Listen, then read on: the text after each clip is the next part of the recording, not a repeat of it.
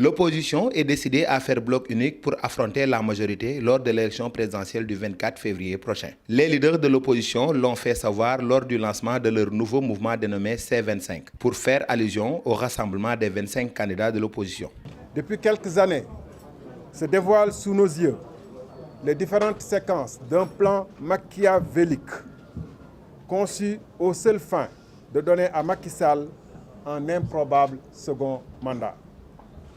La mise à l'écart programmée de challengers sérieux à la présidentielle de 2019 fut un des premiers jalons de cette aventure dangereuse.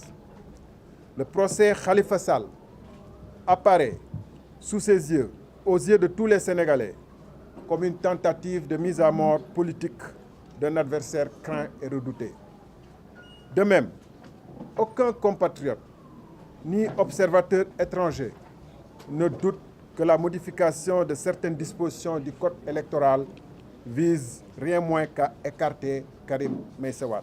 Lors de leur point de presse de lancement, les leaders des partis de l'opposition présents ont tiré à boulet rouge sur ce qu'ils définissent comme des manquements du processus électoral et au parrainage. Rappelons que c'est dans la précipitation qu'il y a eu modification de notre Constitution, modification de la loi électorale et arrêté d'application signé par Monsieur le ministre de l'Intérieur.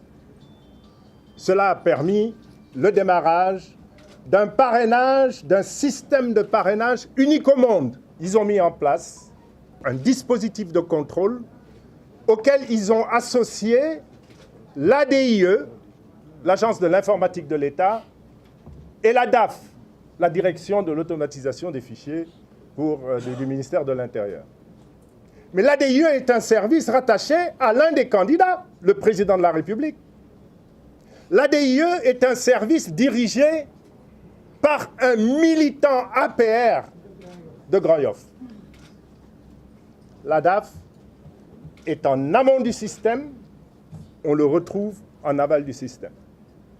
Pour concrétiser leur union, les partis et coalitions de partis réunis autour de C25 ont décidé dès ce 3 janvier de sonner la mobilisation lors du verdict Khalifa Sall à la Cour suprême. Ils remettront également le coup lors de la mobilisation de 1 Million March vendredi prochain.